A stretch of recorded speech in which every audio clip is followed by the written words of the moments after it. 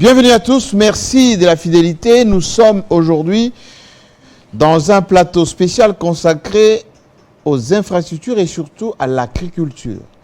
Il y a comme une révolution verte dans un secteur qui concerne la défense nationale avec un général qui aujourd'hui est devenu l'un des bâtisseurs, en tout cas, c'est lui qui permet à la jeunesse, ceux qui se livrent à la délinquance, de se transformer en bâtisseurs dans notre pays.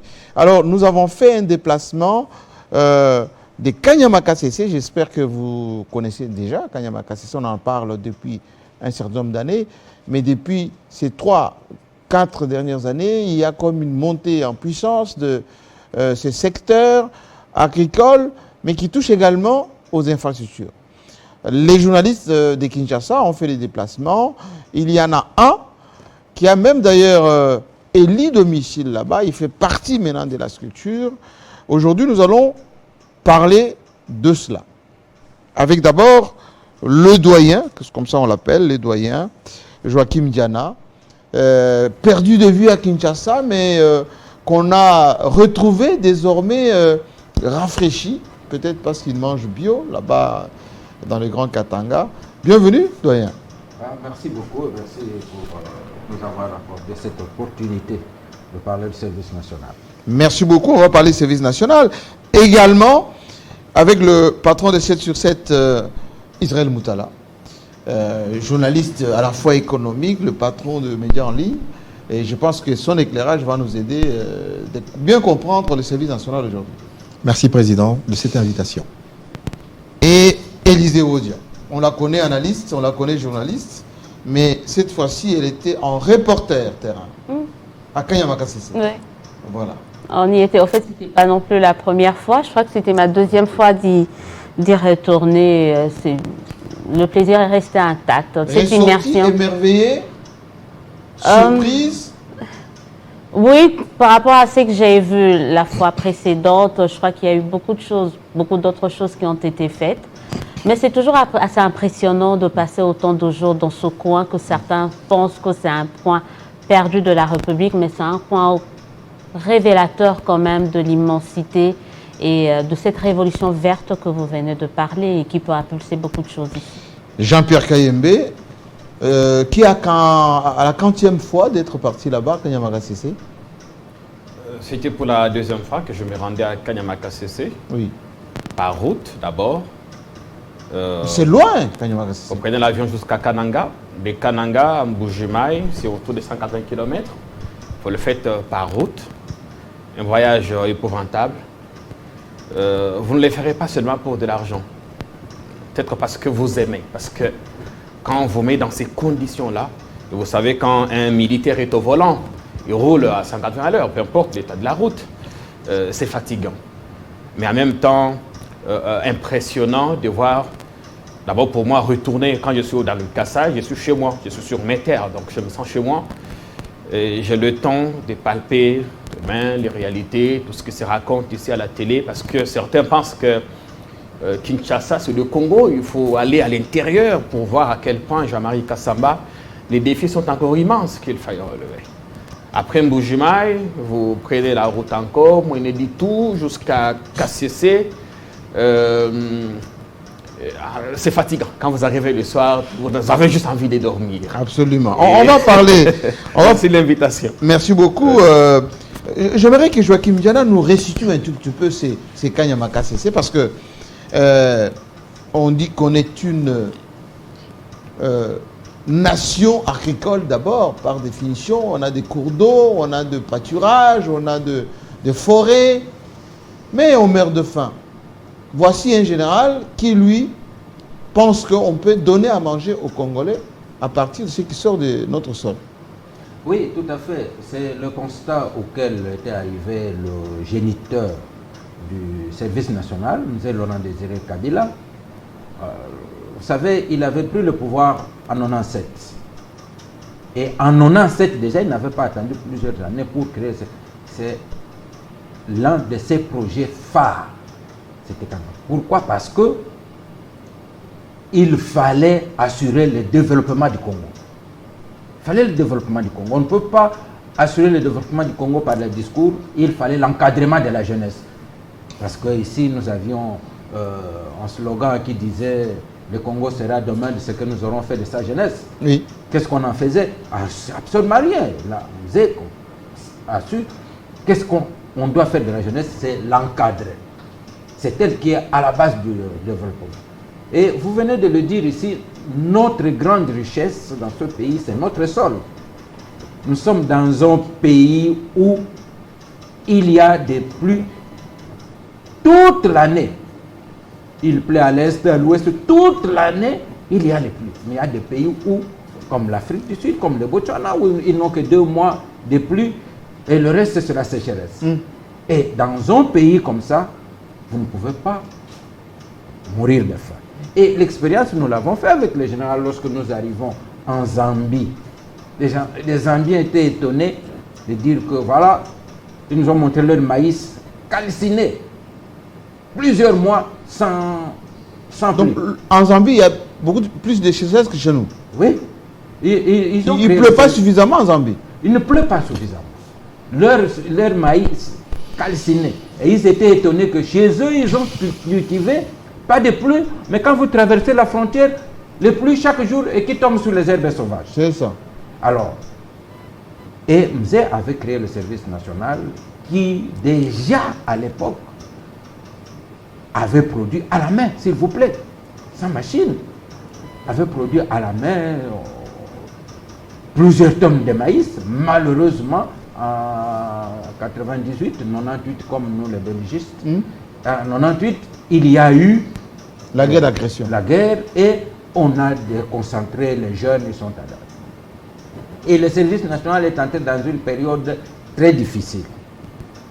Très difficile. Et on arrive à la période en plus 4. Le président de l'époque voulait le relancer, mais il y a eu une opposition. Moi, je me parlais franchement. Des pesanteurs contre le service national. Pesanteurs terribles. On a qualifié le service national des milices. On ne devrait pas. Et on a laissé le service national en hibernation. En hibernation. Jusqu'à ce qu'un jour, on dit, mais où le mettre alors? On l'a versé vers la commission reconstruction et développement que dirigeait Yerodia. Oui. On avait tenu une réunion toute la journée, un jour avec la Banque mondiale, parce que j'étais aussi conseiller en communication chez Yerodia à l'époque. Oui. On a tenu, la Banque mondiale avait posé comme condition, nous avons de l'argent, nous allons mettre dans ce service, nous voyons son importance, nous allons y mettre de l'argent, mais à condition que les militaires ne soient pas en tête.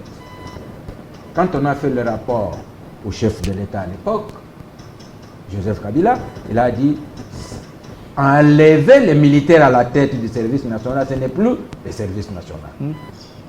C'est ainsi, alors il fallait maintenant trouver le moyen de le faire vivre. Il y a eu d'autres tractations, qu'on les transforme en une entreprise publique. Ça ne sera plus le service national. On peut créer une entreprise, mais transformer le service national en entreprise, ce n'est plus. Et jusqu'en 2018, lorsque le président Kabila voit ce que le général Kassongo faisait déjà comme travaux d'agriculture, il le nommera, je crois, au mois de juillet 2018. Et à l'époque, il s'est débrouillé grâce, il a toujours dit, grâce au ministre du budget, comment encore il s'appelait, Kangoudia, et il y a vous qui, parce que nous étions le budget, il n'avait pas de budget à l'époque. Quand on vient à ce moment-là, il fallait se débrouiller, comme disait Kangoudia, il faut gratter les fonds de la caisse. On a trouvé quelque chose de service national à lancer. La récolte, on a trouvé 2 tracteurs en panne, il fallait galvaniser un pour arranger un autre, il a marché, un peu de carburant, essayons. Comme le dit souvent le général, sans prévision, sans provision, on a fait 200 hectares. Et quand le maïs était à cultiver, de pouvoir changer. Nous avions même attendu à Kanyamakasese, je crois, 2 semaines. Notre objectif était que le nouveau président, parce que le service national relève de la présidence de la République. Absolument. Le nouveau président qui venait de prendre des fonctions vienne lancer la récolte. On a attendu, comme il y avait des problèmes ici, il fallait prestation de serment et tout ça, on a lancé la récolte. Et notre objectif était, avec cette production, montrer à l'État congolais ce que le service national peut faire. Vous m'avez vu dans les médias, mettez-nous à l'épreuve. Vous verrez ce dont nous sommes capables de faire, ainsi de suite. Et le président actuel, Félix Antoine Tshisekedi, a vu le travail, il a cru, il a dit lui-même, le jour où nous inaugurons les cantines au camp Tchati, il a dit, je prends l'engagement de continuer l'œuvre de M. Laurent Désiré Kabila à travers le service national. Et cet engagement, nous le voyons. Les amis qui ont été avec nous, ils ont vu la quantité de matériel que nous avons aujourd'hui. Je pense que on est en train d'observer là. Revenez au matériel. J'aimerais poser cette question à Joachim Diana parce que c'est très important, c'est historique. Ce général qu'on voit là avec en train de passer les troupes en revue, ce sont les jeunes. On en parlait longuement dans cette émission. Depuis qu'on lui a donné les commandes de ces services nationaux, d'abord j'aimerais que vous m'en dites juste un petit mot. Qui est-il ce général? Qui est-il? Bon, le général Kassongo est parmi les combattants qui avaient accompagné M. Laurent Désiré Kabila jusqu'ici à Kinshasa. Et il a longtemps travaillé dans l'armée, il est dans l'armée, il a été au Zimbabwe en formation, etc. Il a travaillé dans une structure de marquage d'armes, il a parfois aussi été conseiller à gauche à droite au ministère de la Défense. Et quand on le nomme, il était général de brigade, oui. Et maintenant il est général major. Voilà, mais cet amour, voilà les équipements qui sont maintenant là-bas. Ça, c'est dotation directe de Félix Tshisekedi, oui, tout à fait. Président de la République. Tout à fait. Alors, aujourd'hui, l'option de faire tourner ces services nationaux avec les jeunes des œuvres, ce qu'on appelle ici les Koulouna, c'est une option pour avoir les ressources humaines assez rapides, ou c'est parce qu'il y a une dimension sociale dans cela? Bon, il y avait un vrai problème à Kinshasa. Le service national avait déjà essayé autrefois de prendre les chèques. Vous savez que le Koulouna, c'est en fait le produit de Chegina. Après, les chèques se sont transformés en Koulouna, ainsi de suite. On avait essayé à l'époque de prendre les chèques, mais l'option du service national au départ, les premiers produits, ce sont des volontaires. Il y avait des jeunes universitaires qui s'engageaient, ceux qui avaient produit en 98, ce sont des volontaires, des jeunes universitaires qui étaient là-bas. J'ai toujours donné l'exemple de notre directeur de cabinet que vous connaissez, Maman Irou, parmi la première promotion, et les docteurs vétérinaires. Donc ce sont des jeunes universitaires qui s'étaient engagés volontairement. Mais maintenant, avec le problème des colonnes, il y a le président de la République a demandé au service national de chercher comment résoudre ce problème de délinquance. Donc c'est pourquoi on a tenté l'expérience. Vous savez, à l'époque, personne ne donnait la moindre chance de réussite au service national. Les gens là-bas autour de KCC, on a dit qu'on transformait l'insécurité de Kinshasa vers KCC. Mais vous voyez que ces jeunes gens ont été encadrés efficacement. Quand ils arrivaient, ils dormaient sous des tentes, parfois même le sol. Mais aujourd'hui, ils ont eux-mêmes construit la première meilleure caserne du Congo. Je crois depuis que les Belges sont partis, c'est la première fois qu'on a construit une belle caserne comme ça. Donc, merci beaucoup, Joachim Diana. C'était très important, c'est entré dans la matière. J'aimerais, oui... Président, avec votre autorisation, je vous en prie. J'aimerais un peu rebondir sur ce qu'a dit Diana sur le phénomène Koulouna. Ça veut dire que c'est un phénomène social qui gangrène la RDC, mais c'est une question qu'il faut aborder avec deux approches. Une approche répressive et une approche de réinsertion sociale. Et le service national a donné le côté réinsertion sociale. Parce que ces jeunes là-bas, c'était quand même un cri de désespoir. Mais ça marche, hein? Absolument. Ça veut dire que les gens versent dans la délinquance parce qu'ils n'ont pas d'emploi, ils n'ont pas de perspective. Et quand ils sont dans le désespoir... Ils n'ont pas d'occupation non plus. Ils n'ont pas d'occupation. Pas de sport, voilà. Donc la solution ne consistait pas seulement à les réprimer, les prendre, les mettre en prison. Et quand ils ressortent, ils recommettaient encore les mêmes bavures, les mêmes crimes. Donc il faut absolument deux solutions. La répression et la réinsertion sociale. Et le volet réinsertion sociale... Israël Mzala, pourquoi on n'en fait pas autant de nos prisonniers ici? On a 7000 prisonniers ici à Makala. Absolument. Parfois, la majorité ne sont même pas jugés. Et c'est le drame, justement. Moi, je pense que... regardez d'abord la structure de notre population. Oui. 70% sur 100 millions de Congolais sont jeunes. Ils ont entre 15 et 35 ans. Et cette population-là, si on ne l'encadre pas, elle verse dans l'alcoolisme, elle verse dans le banditisme, elle verse dans... elle va fumer du chanvre, elle va se livrer à des larcins, à des crimes de masse, au Kuluna. Et donc, pour ça, il faut un service paramilitaire. Paramilitaire, ça veut dire semblable à un service militaire, où il y a de la discipline pour justement canaliser cette force de la jeunesse. Parce qu'une jeunesse...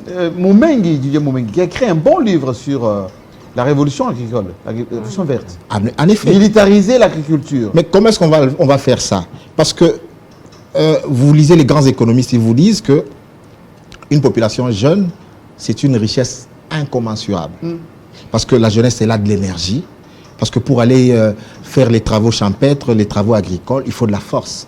Les seniors ne le feront pas. Même la tranche avant les seniors, c'est un peu difficile. Mais quand les gens sont plus jeunes, ils sont plus productifs, notamment. Et donc, il faut s'en servir. Et donc, le service national a cette vocation-là. Donc, aujourd'hui, en tant que centre de formation, il faut vulgariser le concept un jeune, un métier. Alors, pourquoi, général, vous êtes quand même économiste, ce modèle économique-là, si on le généralisait province par province, si par exemple au sein de l'armée, il y a toute une brigade qui ne fait que ça, hein, la dimension agricole, on sait qu'en Égypte, c'est le cas, en Chine, c'est le cas, en Union soviétique, enfin aujourd'hui en Russie, c'est le cas. Pourquoi on ne peut pas généraliser ces types au sein de notre armée? Nous avons 144 000 hommes quand même. Ah non, mais la question est celle-là justement. Oui. Parce que le service national a vocation d'être partout dans toutes les provinces. C'est vrai qu'il faut modifier la loi actuelle. Oui. Parce que la loi actuelle lui dit qu'elle doit avoir 11 antennes. Parce qu'à l'époque, il y avait 11 provinces. Aujourd'hui, il y a 26 provinces. Donc, il faut 26 antennes pour qu'elles se déploient partout. Il faut comprendre qu'ils ont aussi vocation à servir des réservistes pour l'armée. Ah oui. Ils forment des gens... Il y a une dimension militaire aussi. Absolument. Ils forment des jeunes, ils leur inculquent des valeurs patriotiques, des valeurs civiques, ils leur forment au métier. Ça veut dire qu'en temps de paix, vous contribuez à l'économie nationale, mais en temps de guerre, il faut qu'ils soient en mesure de défendre l'intégrité nationale. Et donc, nous sommes un pays avec 9 voisins potentiellement hostiles. Donc, mettez-vous dans la perspective catastrophique. Regardez, ils sont habillés au drapeau national.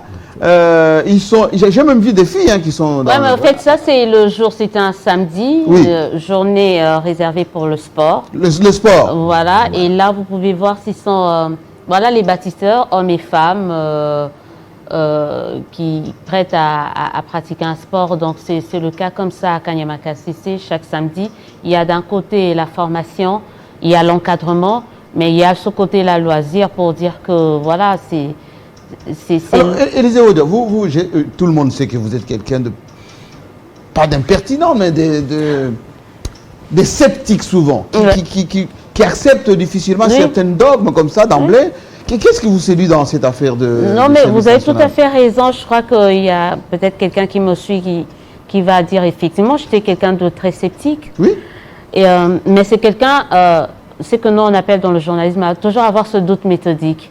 C'est vrai, j'entendais parler du service national. Je ne comprenais pas trop bien le concept, et du coup, je me suis intéressée à ce service. Et on s'y intéresse, bien entendu, en lisant. Mais quand j'ai eu l'opportunité d'aller palper du doigt ce qui est fait sur place, c'est vrai, j'étais encore dubitatif. J'ai essayé de parler personnellement aux pensionnaires de Kanyamaka CC, savoir ce qui était fait, comment est-ce qu'il était fait. Avec votre œil journalistique. Toujours. Oui. Toujours, parce que sinon, ça risquerait un jour de vous retourner en pleine figure. Donc, essayez de ils sont toujours encadrés par les militaires, armés. Ils sont là. Oui. Donc, du coup, on s'est dit, mais redonner de l'espoir à cette jeunesse, c'est une seconde chance, au fait, qu'on accorde à ces gens qu'on a mis au banc de la société. Et revoir ce jeune, moi, quand j'ai assisté, par exemple, à la remise de diplôme, oui. Vous pouvez regarder, voir comment ces jeunes étaient joyeux. Ils sont contents, il fallait... Dans un coin où ils se sentent reprimés, encadrés, enfermés comme dans Non, ils se sentent plutôt formés. En fait, arrivé à la fin de la formation, vous sentez un soulagement. Ces jeunes-là se disent, on est en train de réussir à faire quelque chose de notre vie, alors que personne ne nous donnait une chance. Absolument. Le diplôme qu'ils ont reçu, vous n'avez aucune idée de ce que cela a créé comme joie. Ils ont une identité. Une identité. Des gens vous disent que non, moi je ne pensais pas avoir ce brevet. Je ne pensais pas aujourd'hui que j'allais être appelé, ok, ils se sont appelés lauréats. C'est-à-dire pour dire que c'est que cette formation est en train d'apporter dans la vie de ces jeunes-là de l'impact dans leur vie, dans la vie de leur famille, dans la vie de la nation. C'est-à-dire cette formation-là. Et moi je suis très contente de voir qu'il y avait autant de femmes. Oui. Dans la et masse... quand vous voyez ce général qui est en train d'exhiber le maïs, il est bio ou pas? Est-ce qu'on utilise des engrais là-bas? Je peux dire, Joachim Diana peut nous en dire un mot avant que Jean-Pierre Kayembe nous explique. Oui, on utilise les engrais autorisés. Oui. Mais pas des OGM. Non, voilà, c'est la question qu'on nous avait posée à l'UNIKIN. Oui. Le général a toujours dit, ce n'est pas l'OGM, ce n'est pas parce que l'épi est gros, oui. C'est l'OGM. Non, ici nous utilisons vraiment ce qu'on appelle des semences améliorées. C'est ça. Ce sont des semences améliorées, mais pas des OGM qui sont interdites. Donc, c'est différentes qualités et adaptées à notre sol. Parce qu'on ne plante pas n'importe quelle variété sur n'importe quel sol. Même les engrais, là, on ne met pas n'importe quel engrais sur n'importe quel sol. Donc, tout est pratiquement bien étudié. Oui. Et c'est pourquoi... Et pour la santé, on consomme ce maïs aisément. Aisément, nous avons reçu des spécialistes, des Américains, tout ça qui sont venus d'abord étudier notre sol, oui. Et étudier les qualités. Vraiment, c'est sans contraire. Jean-Pierre Kayembe, journaliste, vous êtes encore plus impertinent que Élisée Odia. À 2 reprises, vous êtes parti là-bas. On a une problématique de produire le produit du sol. Le sous-sol, on sait qu'il y a des produits nos minéraux que tout le monde nous envie, qui constituent en quelque sorte la première source de revenus pour le pays. Mais vous qui êtes parti là-bas, je veux dire, par la route, il y a eu autant de pâturages que vous avez traversé sans qu'il y ait exploitation, etc. Quelle est la première carte postale que vous pouvez dresser de Kanyamaka CC? Vous savez, Jean-Marie, quand vous prenez l'avion, surtout des petits avions qui volent à très basse altitude, oui. Ou quand vous prenez la route, c'est là que vous vous rendez compte qu'on est un pays inexploité. Ce pays est vierge. C'est vert partout. C'est vert partout. Il n'y a des gens sérieux. Le cas du général Kassongo, c'était militaire. Je crois qu'à force de parler de lui, on ne risque pas de penser qu'il a des ambitions démesurées. On ne fait pas de lui un héros, mais et justement, forcément, il est exceptionnel. Il fait partie de ces Congolais valeureux. Et à un moment donné, je commençais à désespérer. Les 2 fois que j'ai pu voyager avec lui, discuter avec lui, je trouve qu'il est sérieux et qu'il sait ce qu'il cherche. Il est pragmatique. D'ailleurs, une anecdote, on nous raconte que quand il est nommé, la première production, tellement il aime ce qu'il fait, il a dû faire recours à ses propres équipes dans un premier temps. Ah on m'a donné ses tracteurs, ses ingénieurs, parce que c'est un grand agronome, il a des fermes, lui, dans le lui, Katara. à titre personnel, il a fait... Mais c'est là qu'il a été découvert. Ah, il a été déniché comme ça. Parce que l'ancien président a vu ce qu'il était capable de faire. Il s'est arrêté un jour sur une de ses fermes. Il a demandé à qui ça appartenait. Il a dit, c'est pour tel. Il était impressionné. Il dit, comment un individu peut faire autant? Alors, si on le prenait et qu'il a des moyens, parce que le problème du service national, c'est que tout le monde qu'on mettait là-bas, beaucoup n'avaient pas de vision, beaucoup ne comprenaient pas ce qu'était le service national. Alors, lui est arrivé avec son pragmatisme, le dynamisme qu'il incarne, le sérieux. Il n'attend pas toujours qu'on lui donne. Il avance avec ce qu'il peut. Et c'est comme ça que pour la saison 2023, Kanyama KCC va déverser sur le marché jusqu'à 20 000 tonnes de maïs. 20 000 tonnes. Mais il n'y a pas que Kanyama KCC. Il y a d'autres sites qui ont été ouverts. Oui, J'ai vu par exemple dans le Kasaï. On m'appelle de Miabi. Avant Miabi, oui. Vous savez, Jean-Marie, aujourd'hui, le Kasaï, la ville de Kananga particulièrement, est frappée par la famine. Il n'y a pas de maïs. Or, c'est le produit le plus recherché. Tout le monde veut manger du foufou là-bas. Oui. Mais il n'y a pas de maïs. Kananga dépend du maïs qui vient du Katanga. Et d'ailleurs, le Katanga lui-même qui est dépendant de ce qui vient de la Zambie. Oui. Aujourd'hui, à Kananga, une mesurette de maïs, il y a des moments où ça peut aller jusqu'à 20 000 francs, voire plus. Une mesurette. Alors, l'année passée, il y a du maïs de Kanyama KCC qui est arrivé à Kananga, qui a joué quand même sur le marché. Et là, il y a un champ, un site qui a été ouvert vers Katwambi, oui. À environ 50 km de Kananga. Les maïs vont être produits là-bas. Et il y a une technique. Et la première récolte, on attend pour quelle période à peu près? Ça a déjà eu lieu pendant qu'on était là, déjà ouais, en cours. C'est en cours. À Katwambi. À Katwambi. Oui. Et on donne également des semences aux petits agriculteurs. Mes parents en ont bénéficié. Vous avez des champs, on vous donne des semences, vous produisez et vous rétrocédez un peu une partie de votre production au service national qui vous a tout donné. Ce qui veut dire qu'on crée des agriculteurs productifs. Oui. Ce n'est plus des gens qui font des petits champs sans semences améliorées, sans engrais, sans technique. Vous forme, vous êtes formés, vous avez les ingénieurs du service national qui sont là avec vous, qui vous montrent comment faire.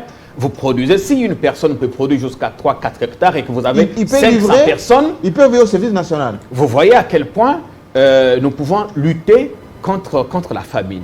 Et il n'y a pas que Katwambi, il y a Katenda, il y a bien d'autres sites. Et l'autre fait qui m'a marqué, c'est la reconversion de ces ex-Kuluna. Mais les gens pensent que ceux qui sont à Kanyama KCC sont tous des Kuluna. Non. Jean-Marie, ça va vous surprendre. Il y a des volontaires. Ils viennent d'où ces gens de Kanyama KCC? Parce qu'on a l'impression qu'on ramasse les Kuluna de Kinshasa. Non, ils ne viennent pas que de Kinshasa. On a tenté un peu à Kolwezi, mais et ce sont des délinquants qui n'ont aucune... Tout le temps que j'ai exploité ce qu'on voyait à Kanyama KCC sur ma page Facebook ou sur ma chaîne YouTube, non à la balkanisation, j'ai été contacté par des gens qui veulent intégrer le service national. Ok. Mais quand est-ce que vous allez recruter? Vous reviendrez à tel endroit, à quel moment? Quand est-ce que vous reviendrez? Particulièrement Kananga, beaucoup de filles que vous voyez sont des diplômés. Certaines ont des titres académiques et ils sont allés à titre volontaire apprendre le métier et être utile à la République. Mais on a un pays vert. Si, effectivement, et j'ai posé cette question à Israël Moutala tout à l'heure, si on veut lutter contre la famine, si on veut exporter, pourquoi pas? On voit l'Afrique du Sud, c'est qu'elle fait aujourd'hui comme exportation. Dans tous nos supermarchés ici à Kinshasa, on n'a que des produits qui viennent d'Afrique du Sud, parfois du Maroc ou même de la Belgique. Pourquoi on ne peut pas accentuer ce service et y accorder suffisamment de budget? Parce que Diane a dit quelque chose de choquant tout à l'heure, que on ne donnait pas au budget national une part considérable à ce service national. Pourquoi ce n'est pas aujourd'hui une espèce de priorité? Non, je crois que ça commence à bouger. Oui. Ceux qui connaissent mes opinions, quand je dirais ça, ils vont dire que ça a été acheté. Oui. Mais nous avons le devoir de rester honnête et dire les choses telles qu'elles se présentent. Les faits sont sacrés, Jean-Marie. Je trouve que le président Tshisekedi a vu le sérieux qu'il y a dans Dans cette initiative de musée. Oui, et justement, il veut pérenniser ça. Il trouve que l'homme qui est à la tête de cette structure a des ambitions de mieux faire, et qu'il aime ce qu'il fait. Parce que comme je disais au début de l'émission, faire ce trajet-là par route, Jean-Marie, il faut aimer ce que tu fais. Et parfois, c'est sans repos. Et des moyens ont commencé à arriver, quand même. Des moyens ont commencé à arriver. On a vu les équipements. J'ai vu personnellement des engins. Les tracteurs agricoles et d'autres matériels qui sont entreposés à la gare de Lubumbashi. J'ai vu des tracteurs ici à Lovo, parce que les gens ne savent pas que le service national a également un champ aux portes de Kinshasa, à Lovo, dans le Congo central, où on cultive également des hectares et des hectares. Kinshasa, de temps en temps, est approvisionné par Lovo. Il y a un site juste à côté.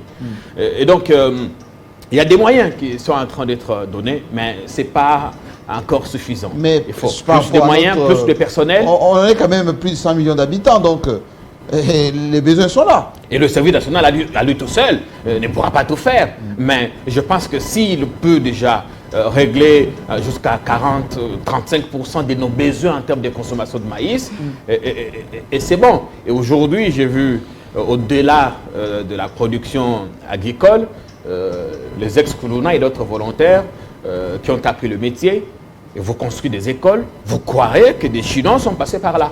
Est-ce qu'on construit des vraies écoles ou on rafistole Peut-être Joachim Diana. Est-ce qu'on construit des vraies écoles avec, comme c'est fait par exemple le génie militaire, on a vu ici le Tchèque est construit par le génie militaire, il y a beaucoup de choses qui sont faites par le génie militaire. Est-ce qu'on fait des vraies écoles?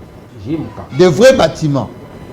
Lorsque, je ne sais pas si on n'a pas d'image. On a d'image, C'est pour vous dire que... Là, on voit les enfants qui sont assis à de bancs, là. Hein? Depuis 1960, c'est parmi les meilleures écoles, ce ne sont pas les seuls. Il y en a quand même de bonnes écoles qui ont été construites. C'est ce qu'on voit là. Ça, c'est une école à Kanyamakasese, justement, qui porte le nom de Musée Laurent Désiré Kabila, une école construite également par les bâtisseurs, et l'une des premières. Donc on ne les appelle pas bâtisseurs pour rien. Ah ben ils construisent. Et c'est ça, le nom de bâtisseurs, c'est depuis la création du service national. Donc, ceux qui vont là-bas, que vous soyez volontaire, que vous soyez Kuluna, vous transformez, vous êtes bâtisseurs. Donc, ce sont des vraies écoles. Nous étions surpris nous-mêmes de voir le travail. Toute personne qui arrive là, quand il voit l'école, la première chose, d'aller toucher le mur. Oui, moi je serais le premier. C'est tellement bien fait. On s'est dit, est-ce vraiment ce sont ces jeunes gens ici qui construisent tout ça? Et c'est cela. Et ça, c'est ça. En fait, quand vous arrivez, par exemple, ici, excusez-moi Jean-Marie Cazot, c'est à Moupompa. Ça, c'est à Moupompa. À côté. À Moupompa, là, chez le président? À Kabea Kamwanga. C'est une école catholique. C'est une école. Chez vous aussi, Jean-Marie. C'est chez vous. Pas seulement, c'est pas que chez le président. C'est chez vous. Alors, ça, c'est l'école qui porte le nom de Dr Étienne Tshisekedi. Voilà. On a construit? On a construit. En fait, les bâtisseurs, c'est à Moupompa. Et les bancs sont produits également. Les bancs sont made in service national, produits à Kanyamakasese et ramenés également cette école, arrête sur l'image, s'il vous plaît. Arrête sur l'image. J'aimerais bien. La bâtisse est magnifique. Oui, alors, stop. Alors, j'aimerais bien. Ça, ce sont les bâtisseurs qui ont ce sont les bâtisseurs. Avant que ça n'arrive à ce stade, je crois que moi, je fais 3 fois Moupompa. OK. Parce que, comme vous l'avez dit, moi, j'ai toujours ce doute méthodique. Moupompa, c'est chez moi. Hein. Ah ouais, c'est pas que chez le président, c'est chez vous également. C'est-à-dire, moi, j'ai vu. Elle est née là-bas, elle est grandie là-bas. J'ai vu cette école, nous sommes allés là-bas au niveau de la fondation. Oui. On a vu quand c'était au niveau de la fondation, on est rentré, on est réparti, on a vu que non, mais les murs, jusqu'au niveau de la charpente et jusque-là, donc. Ça n'a rien envié aux écoles modernes, ça. Hein? Et les modernes, jamais. Ça n'a rien envié aux écoles qu'on peut nous vendre par la Banque mondiale ou par la Banque et qui sont surfacturées. Alors, Israël Moussala, parlons économie quand même, parce que on dit que l'agriculture, aujourd'hui, l'Ukraine, ce qui se passe dans le monde, l'Ukraine, c'est le grenier. Absolument. Mais est-ce que ce général n'est pas en train de montrer l'exemple que les opérateurs économiques devraient, en quelque sorte, booster l'agriculture, ce modèle économique-là? Mais le problème, c'est que on ne sera jamais un peuple indépendant, libre, si nous ne sommes pas en mesure de nourrir notre population. Donc, aujourd'hui, par exemple, la Zambie peut créer une insurrection en RDC en disant... La Zambie? Oui, en disant je ne vous vends pas mon maïs. Si la Zambie bloque son maïs, ouais. ou la farine qui vient de là-bas, si la Zambie ils l'ont bloque, déjà fait une fois. Si, mais s'il pas bloque qu'une fois récemment. mais ça veut dire que plusieurs s'il bloque maintenant pendant, parce qu'il y a des négociations, quand il bloque, il y a des négociations, ils rouvrent et ils nous vendent des quotas. Mais imagine que la Zambie dise aujourd'hui non, je ne vendrai pas un seul sac de maïs. C'est stratégique ça. Vous Ça avez, va faire un chantage terrible. Hein. vous avez la mesurette qui avait à $10, 20 000 francs à peu près, comme a dit Jean-Pierre Kayembe, qui arrive à 100 000, qui arrive à 200 000, il y a la famine, il y a des émeutes. Et donc, Comme en Tunisie, Absolument. comme en Égypte. Donc la souveraineté alimentaire, c'est une question prioritaire et stratégique Pour une nation. pour une nation. On ne peut pas être une nation digne, grande, si nous ne sommes pas en mesure de nourrir notre population.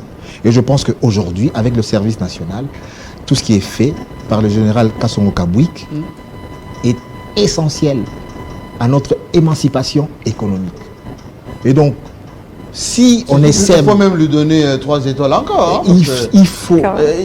effectivement, parce que pendant que les autres, excusez-moi du terme, versent dans le commerce, versent dans l'entretien de certaines milices ou de rêves de Jean-Marie, lui il est dans l'agriculture. Moi-même, j'étais sceptique. Diana me parlait du service national. J'y croyais pas un mot. Il m'a dit, je veux t'inviter, il faut venir. Il m'a envoyé des communiqués que j'ai publié, c'est mon vieux. Mais j'ai dit, je ne crois pas. Par sympathie. Par sympathie. Parce qu'on me disait, peut-être que ça ne marcherait pas. Je n'y croyais pas. Oui. J'ai vu les bâtisses, les écoles que les bâtisseurs ont construites du service national. Je n'en revenais pas. Pourquoi? Parce que les meilleures bâtisses, notamment, ont été construites avec le programme PDLT. Oui. Mais quand je vois les bâtisses du service national, ils n'ont rien envié au programme de 145 territoires. Ah oui? Alors, c'est des infrastructures d'une telle qualité. Parlons-en. Nous sommes en direct. Je reçois énormément de questions ici. On dit, est-ce que pourquoi on ne met pas tout de suite ces programmes dans toutes les provinces? Pourquoi on ne peut pas les coupler dans les 145 territoires, par exemple? Juste une question. Mais d'abord, ça veut dire que d'abord, il fallait une volonté politique forte pour donner... C'est que Félix Tshisekedi a fait. Ça, il faut le reconnaître. Il y a une volonté politique forte. Parce que si l'État ne s'implique pas, ne donne pas les moyens, on ne peut rien faire. Et là, la volonté politique est là. Et la volonté politique, elle est venue pourquoi? Parce qu'il y a un homme valeureux, qui a des valeurs, qui ne vole pas, il ne vole pas ce type. Qui est très discipliné, qui est lui-même là au four et au moulin, qui reste des mois en brousse. Vous êtes citadin, vous n'allez pas au Kokaté. Et donc lui, il accepte d'aller à Mupompa, à Kanyamaka CC, à Lovo, il peut rester sans s'ennuyer. Donc c'est son dada, il s'y plaît. Avec Jean-Pierre Kayembe par la route. Voilà. 2 heures et 2 heures au volant. Voilà, c'est sa passion. Le dos, moi j'ai fait une fois Lubumbashi, Fungurume là-bas. J'avais. Mais il faut dire, au-delà de la volonté, moi ce que je voulais dire, c'est que j'ai remarqué. Là, on parle vraiment de la volonté personnelle du président de la République. Parce que depuis que moi je couvre ces secteurs, en tout cas ce service, on ne sent pas une implication des ministères de l'Agriculture. J'espère que il n'en sera pas le cas de même avec l'actuel ministre de l'Agriculture. Parce que José Panda. Parce que ses prédécesseurs, on les a pas vus vraiment, on les a pas vus réellement s'impliquer ou faire du service national le bras séculier. Le service national ne vient pas pour combattre un ministère ou l'agriculture. Je crois que les gens doivent comprendre cela. Mais depuis que je couvre, moi, vous parlez avec des gens, vous dites, mais est-ce qu'un ministre est déjà venu? Est-ce que le ministre de l'Agriculture est déjà passé? Comment la collaboration? C'est la question que je dois vous poser. Pourquoi ces désintérêts du ministère de l'Agriculture? Mais je crois que ceux qui viennent là-bas, peut-être ils pensent cela, alors que tous doivent participer, doivent savoir qu'on travaille tous pour atteindre un même objectif. Je crois qu'ils doivent se dire. Parce que le chef de l'État, qu'est-ce qu'il a dit? Il faut la revanche du sol sur le sous-sol. Le ministre de l'Agriculture est là pour, entre autres, matérialiser. cette vision du président de la République. Ne, il ne vient pas pour combattre un autre service qui est là pour également atteindre cet objectif ou l'un des objectifs du président de la République. Et moi, personnellement, c'est ce que j'ai senti. Il n'y a pas cette... En tout cas, il n'y a pas eu cette collaboration, ce partenariat qui devait être là. Voilà. Maintenant, j'espère qu'avec l'actuel ministre a tout intérêt, à mon avis, à travailler main dans la main avec le service national, parce que le besoin est immense. On nous parle, c'est vrai, aujourd'hui, on parle de 20 000 tonnes, mais le besoin pour une autosuffisance alimentaire, ça se chiffre en des millions. Pour 2 milliards 500 millions, a dit encore Paloukou. 2 milliards de dollars. 2 milliards 500 de denrées alimentaires chaque année. Voilà la facture que nous coûte la bouffe en RDC. Imaginez, on consacrait ne serait-ce que 10 millions par mois. Absolument. 10 millions par mois pour renforcer Kanyamaka CC. Hein, secteur par secteur, zone par zone. Parce que le plus important, ça veut dire que même pour avoir une production industrielle, elle s'appuie d'abord sur une production agricole. Oui. Le soubassement de la production industrielle commence par une production agricole. Et à la transformation, vous avez vous avez un écosystème qui commence, l'empaquetage, la conservation, le transport, la distribution. C'est comme ça qu'on fait une économie. On aura maintenant des aliments aussi pour bétail. On commence à faire de l'alimentation. Oui. On commence justement à conserver. Avec la communication qui Absolument. va avec le c'est tout commercial ça qui va avec. Et justement, on fait les voies d'évacuation pour relier, relier les centres de production aux centres de consommation. Oui. C'est là que commence le développement. Et ça, Mouzé était visionnaire en lançant cette affaire de service national. Et donc aujourd'hui... Comme on fait les Chinois, absolument, comme fait les Égyptiens. En Russie, à l'époque, c'était fait sur base de ça. Absolument. Oui. Donc c'est un service crucial pour notre développement. Il faut que nous le comprenions. Ça veut dire qu'avec l'agriculture ici, ça veut dire qu'il est d'abord dans le maïs, parce que le maïs, c'est l'aliment le plus consommé en RDC. De base. De base. Nous, on a grandi avec ça. Absolument. Le Katanga, l'espace Kasaï, Bandundu, et même dans le Kivu, c'est vrai qu'il y a des bananes plantains, mais la majorité des Congolais, à Kisangani, partout, nous mangeons du foufou, le maïs, c'est l'aliment de base. Et là, c'est une question de souveraineté. Il faut que nous soyons en mesure de manger ce que nous produisons. Jean-Pierre. Parce que vous avez parlé du PDLT. Oui. On m'a posé la question pour arriver. Pourquoi on ne peut pas coupler ces services nationaux avec le projet de 145 territoires? Mais c'est là qu'il faut que nous trouvions que ce soit vraiment quelque chose d'intelligent. Oui. Le PDLT a commencé d'abord à se déployer dans chaque territoire, dans 145 territoires. Oui. Donc je pense que maintenant il faut qu'il y ait un maillage. Là où peut-être qu'il y a le PDLT, que le service national arrive en appoint, il aille par exemple dans le groupement des villages. Oui. Parce qu'on ne peut pas mettre une école, un hôpital dans chaque village. Il y a des villages où il y a 10 personnes. Il y a des villages, il faut regrouper. Voilà pourquoi il faut le groupement pour qu'on essaye d'organiser notre cité, la RDC. Et je pense que maintenant le service national aussi peut concourir au marché public. Oui. Parce que j'ai vu que dans la passion des marchés du PDLT, le PDLT c'est quand même 1,6 milliard de dollars. Et donc, pour bâtir des écoles. Or, je vois que les bâtisseurs sont capables de bâtir des édifices aux normes. Donc, ils peuvent aussi... Le BCECO doit leur aussi donner des marchés pour qu'ils construisent. Parce que la main-d'œuvre, les anciens Koulouna ou les volontaires, il faut qu'ils soient productifs, qu'on donne du travail. J'ai dit encore ici que 70% de notre population est jeune. Il ne faut pas qu'elle puisse rester oisive, cette population-là. Il faut qu'on donne du travail. Le général, il est un peu seul. Absolument. Donc, il faut qu'il y ait beaucoup de... Le concept, c'est il dit qu'il n'est pas très seul, il a le président avec lui. Oui, mais le président, il a tout le pays à gérer. Ça veut dire que mais dans le secteur, il est... Un jeune, un métier. Oui. Un menuisier, un maçon, un carreleur, un forgeron, un jeune, un métier. Donc, jeune, qu'as-tu comme métier? Et le service national est là pour équiper les jeunes en bagage moral, ça veut dire notion de patriotisme, notion de civisme pour défendre la patrie, savoir manier les armes, savoir ramper, savoir, bref, connaître... Et protéger ce patrimoine. Protéger les patrimoines. Les voleurs peuvent passer par là. Absolument. C'est tout ça qui est important. Bon, là-bas, on n'apprend pas aux gens à comment manier les armes. Hein. Oui. Il y a d'autres formations, mais pas... on ne touche pas aux armes, est-ce que je sache. Quelqu'un a dit, quelqu'un vous posait la question de savoir pourquoi est-ce qu'on ne peut pas l'étendre sur l'ensemble de la République. C'est la question. Je posais la question au général. Oui. Il m'a dit qu'il s'est posé un problème de personnel. la République investit beaucoup d'argent pour former les ex-Kuluna et d'autres volontaires. Alors, quand on vient de Kinshasa et qu'on est formé à Kanyamakasese, qui est le centre d'instruction, on ne vous renvoie pas à Kinshasa. On doit vous envoyer ailleurs. On vous déploie ailleurs. On vous déploie ailleurs. Okay. Et c'est comme ça, la première vague, Kinshasa est envoyée dans le Katanga, ailleurs. Ceux de Kananga vont être envoyés de l'autre côté. Avec la prochaine vague, c'est là qu'il a promis d'ouvrir d'autres sites à l'ouest, Bandundu, aller dans l'Équateur et dans d'autres régions. Mais je crois que ce voyage, ce qui m'a le plus marqué, parce qu'on parlait des musées, c'est que nous sommes arrivés au village natal des musées. Manono. Dans son village, à Ankoro. Ankoro. Manono, c'est le territoire. Oui. Le village d'origine, c'est Ankoro. Oui. Là où son père avait été exécuté au début des années 60. Taratibou. Oui, là où Mzé lui-même a pris la fuite parce qu'il était considéré comme intellectuel à l'époque et qu'il était traqué avant d'aller se réfugier dans le maquis. Il était avec Jason Sendoué. Oui, Jason Sendoué, exactement. On nous a montré Oui. le bureau qu'occupait son père. C'est avec beaucoup d'émotion. D'ailleurs, avec le doyen, on se disait qu'on est à la Terre Sainte. C'est une espèce de berceau du nationalisme, du patriotisme. Et là, pour immortaliser Mzé dans cette région, le journal Kassongo, avec le service national, vont ériger une école et un hôpital.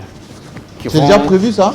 Nous étions là, on a inspecté le site, les travaux commencent en septembre, enfin, les travaux commencent entre juin et juillet.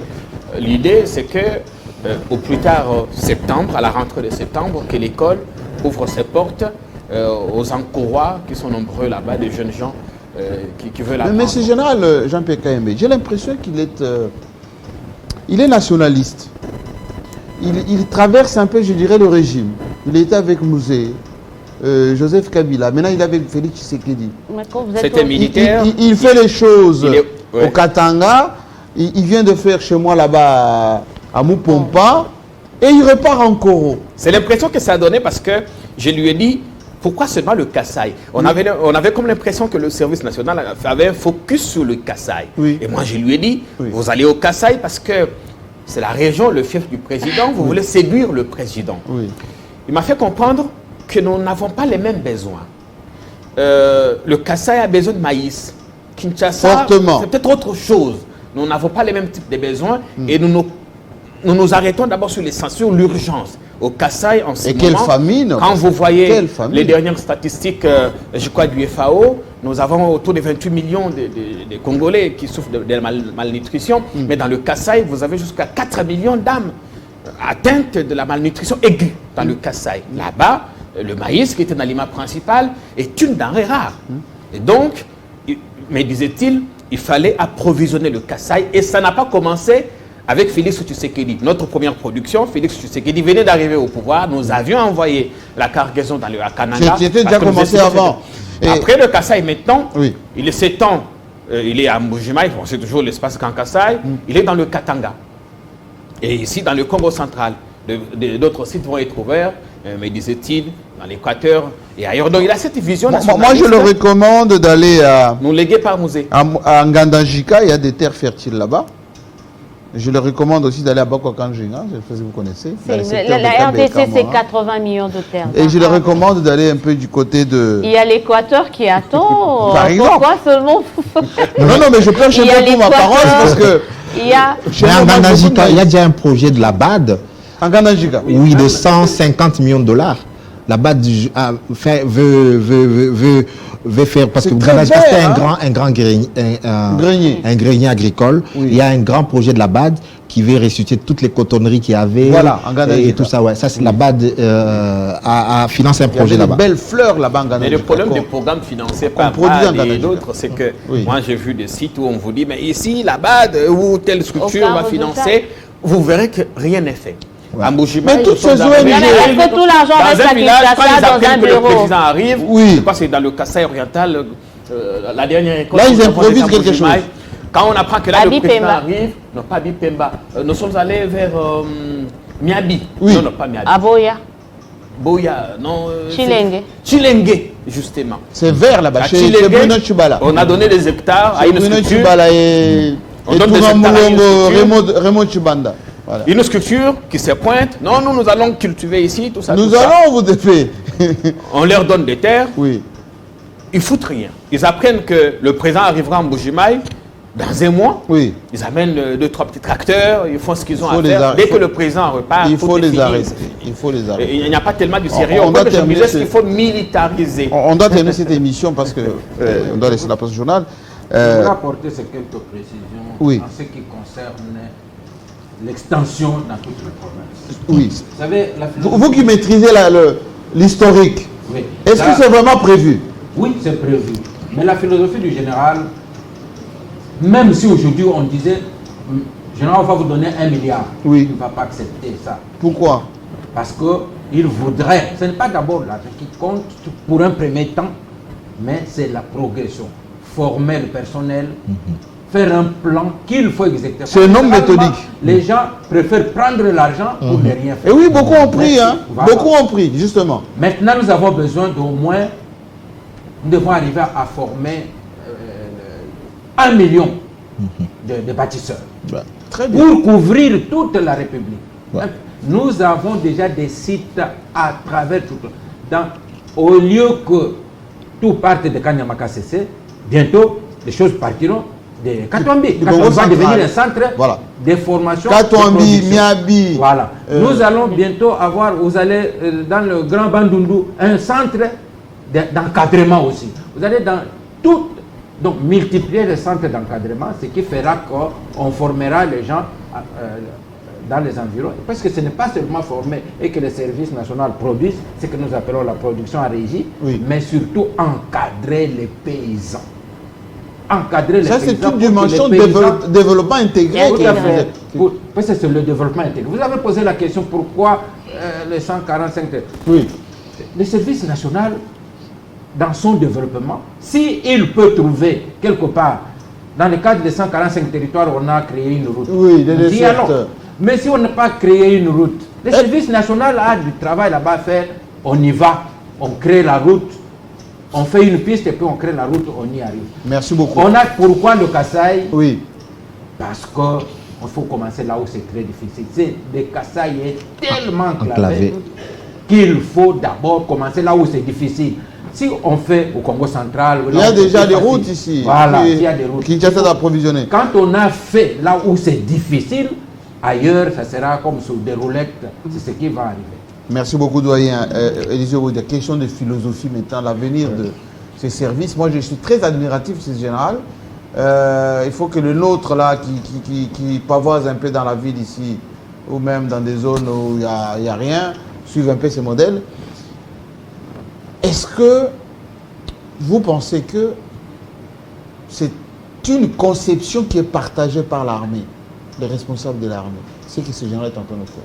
Ben déjà, Oui. lui-même, il est dans l'armée, Il il est est dans dans l'armée. l'armée. Il peut avoir une philosophie Parce que particulière. je vais vous montrer comment c'est partagé dans l'armée. Dernièrement, lorsque l'armée a fait une exposition en Dolo, Oui. le service national était appelé aussi à exposer comme toutes les autres unités de l'armée. Dernièrement, le ministre de la Défense avait présenté le programme de la politique de défense du Oui, oui. Après, lorsque le chef d'état-major a invité toutes les unités pour que chacun présente ce qu'il peut faire dans son cadre pour assurer cette politique de défense, le service national a été invité. Et c'est pourquoi je vous disais tout au départ que le service national a une grande part à faire. Si par exemple, aujourd'hui vous ne pouvez pas faire la guerre sans avec des militaires affamés. Mais il faut Tout à fait. nourrir. Il nous justement. faudra dans chaque garnison au moins des réserves stratégiques pour à fait. ces militaires. Il nous faudra demain pas que nos militaires, ils sont au front, ils reçoivent des haricots crus pour qu'ils aillent préparer. Oui. Nous devons arriver au niveau du service national, À transformer. trouver comment concentrer le Conditionner ça. Voilà, conditionner Prêt pour à que le manger. militaire ait ça dans son sac au dos. Tout à fait. À tout moment, il a faim. Il peut pas. Donc, nous devons pas. Le problème des moyens, on y met le moyen. C'est pourquoi le général dit la zone entre les Kanyamaka CC jusqu'au Kasaï, là, toute cette zone-là sera une zone agro-industrielle. C'est là où on devra faire beaucoup. Mais alors, terminez ma question là parce que elle est très importante. Ce qu'il vient de dire. M. Diana vient de dire, actuellement, selon les informations, et je crois que le général nous l'a dit, le service national ravitaille ceux qui sont à la base de Kamina. Ils sont ravitaillés en maïs, c'est-à-dire la production de Kanyama-Makasissé. Une autre partie est ramenée à la base aux nouvelles recrues qui sont à Kamina. Et ils ne vont pas se limiter là. Ils vont également ramener, par exemple, des lits pour des nouvelles recrues. Donc, ceux qui sont à la base de... Il y a Kitona qui attend. Voilà, donc c'est pour dire que le service national fait partie de l'armée et à sa façon, il essaye de venir en aide à cet effort de guerre. Et ça, les gens peuvent également le voir. Au-delà de ça, moi, ce qui m'a marqué, je veux répondre à cette question philosophique. Quand je suis arrivée, d'autant plus que j'étais peut-être la seule femme de la délégation, donc j'ai eu quand même un œil à se regardant par rapport à la condition, à la situation, comment vivent les femmes, les jeunes filles là-bas. J'ai été la première fois, j'avais vu, comme j'avais dit, c'est de mieux en mieux. Est-ce qu'ils ont un traitement particulier?